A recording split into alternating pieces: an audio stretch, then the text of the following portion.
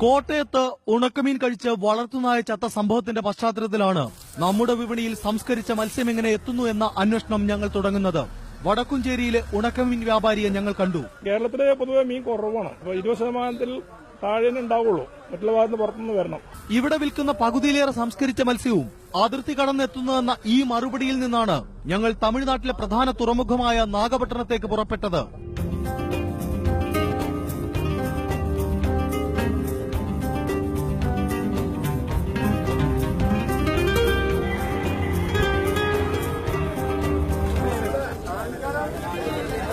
അവിടുത്തെ ചന്തയിൽ പച്ചമീൻ കയറ്റിപ്പോയ ശേഷം അഴുകിയ മത്സ്യം തരംതിരിച്ച് കൂട്ടിയിട്ടിരിക്കുന്നു.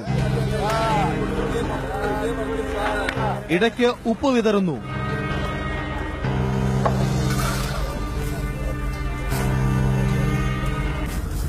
തിരക്കൊഴിഞ്ഞതോടെ സൈക്കിളിൽ കെട്ടിവെച്ച കുട്ടകളിൽ അഴുകിയ മീൻ നിറച്ച് പുറപ്പെട്ട ഈ മനുഷ്യനെ ഞങ്ങൾ പിന്തുടർന്നു.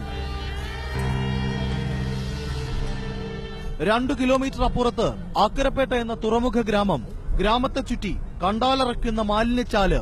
അതിന്റെ കരയിലേക്കാണ് മീൻ കൊണ്ടുപോയത്. കരണ്ടിയിൽ കോരി വെറും മണ്ണിൽ ഒരുണക്ക്. പിന്നെ ഇവരുടെ ഊഴം കുട്ടകളിൽ കഴുകാൻ ഇറക്കിയിട്ടിരിക്കുന്നത് കണ്ടോ?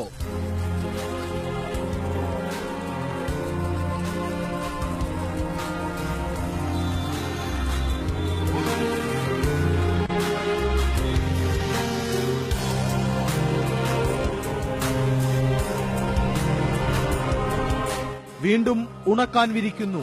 മലിനമായ ഈ വെറും മണ്ണിൽ 3 ദിവസത്തെ ഉണക്ക് കഴിഞ്ഞ് കേരളത്തിലേക്ക് തിരിക്കാൻ തയ്യാറായി നിൽക്കുന്ന വണ്ടിക്കാരനോട് ഞങ്ങൾ ചോദിച്ചു എവിടെ നിന്നെല്ലാം ഓർഡർ ഉണ്ടെന്ന്. മുളിക്ക കേരള പാരിപ്പള്ളി, ആലങ്കോട്, ചടയമംഗലം, കായംകുളം. തീവണ്ടിയിലും ടെമ്പോകളിലുമായി നമ്മുടെ വിപണിയിലേക്ക്, മലയാളിയുടെ തീൻമേശയിലേക്ക് ഉണക്കമീൻ ഒരുങ്ങുന്നത് ഇങ്ങനെയാണ്. ഈ ദൃശ്യങ്ങൾക്കപ്പുറം എന്ത് തെളിവാണ് വേണ്ടത്?